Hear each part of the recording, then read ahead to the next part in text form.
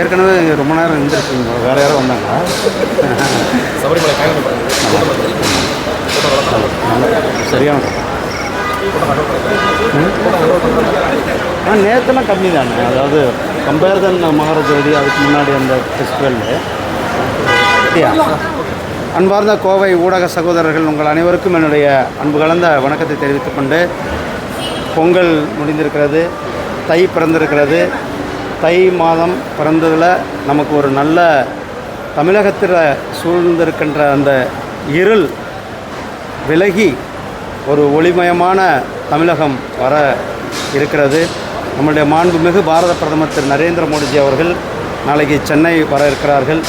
அவர் நாளைக்கு சென்னையில் அந்த கேலோ இந்தியா ப்ரோக்ராம் கலந்து கொள்ள இருக்கிறார்கள்.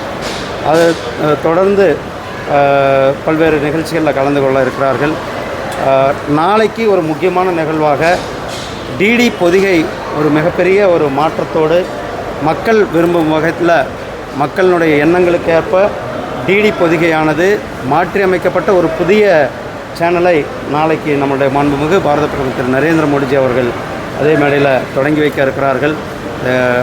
மக்களுடைய ரொம்ப நீண்ட காலமான ஒரு உணர்வு, நீண்ட காலமாக அவர்கள் எதிர்பார்த்து கொண்டிருக்கிற விருப்பங்கள்லாம் நிறைவேறும் வகையில் டிடி பொதிகையானது நாளை மாறுபட்ட புதிய எண்ணங்கள், புதிய வண்ணங்களோடு நாளைக்கு வர இருக்கிறது என்ற தகவலை உங்களிடத்தில் பகிர்ந்து கொள்வதில் மற்றொரு மகிழ்ச்சி. நன்றி, வணக்கம்.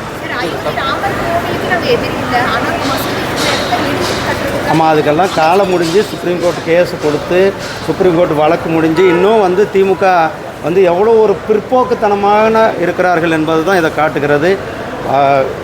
மக்களினுடைய எதிர்பார்ப்பு, இந்தியாவில் ஒட்டுமொத்த மக்களும் 500 ஆண்டு, ஒரு நாள் 2 ஆண்டில் 500 ஆண்டுகளினுடைய கனவு, லட்சியம், எண்ணம், அவர்களுடைய வாழ்க்கையில் என்ன நடக்கணும்ன்ட்டு பல பேர் வேண்டிக் கொண்டு அவர்கள் தியாகங்கள் பண்ணார்கள். அவர்கள் தியாகங்கள்லாம் நிறைவேறி ஒவ்வொரு இந்திய பிரஜையும் ஒவ்வொரு பாரத தேசத்தினரும் எதிர்பார்க்கின்ற அந்த மிகப்பெரிய ஒரு திருவிழா அன்றைக்கு தீபாவளி திருவிழா வருகிற 22ஆம் தேதி அன்றைக்கு இந்தியா முழுவதும் மக்கள் கொண்டாட தயாராக கொண்டிருக்கிறார்கள். இதில் டிஎம்கே இன்னும் ஒரு பிற்போக்குத்தனத்தோடு பேசி கொண்டிருக்கிறதை மக்கள் புறக்கணிப்பார்கள். தமிழகத்தில் இருள் நீங்கி ஒளி அதான் சொன்ன, நாளைக்கு எங்களுடைய பிரதமர் அவர்கள் வருகிறார்கள். தமிழகத்தில் இருக்கின்ற இந்த இருளான அந்த திராவிட முன்னேற்ற கழகத்தினுடைய ஊழலாட்சி, அந்த இருள் விலகணும். அதுக்கான விலகிறதுக்கான நேரம் இந்த நேரம் வந்திருக்கிறது. அதோட முக்கிய தலைவர்கள் எல்லாமே இன்றைக்கி கோவையில் முகாமிட்டிருக்கீங்க. என்ன நிகழ்ச்சி? பல்வேறு நிகழ்ச்சி. நான் கோவை வர்றது புதுசு இல்லை. சந்தோஷம் வந்திருக்காரு, நயனா நாயந்தர் இருக்காரு, ஒரே இடத்துல அதை பற்றி அப்புறமா உங்களுக்கு ஏதாவது விளக்கம் சொல்லுவாங்க.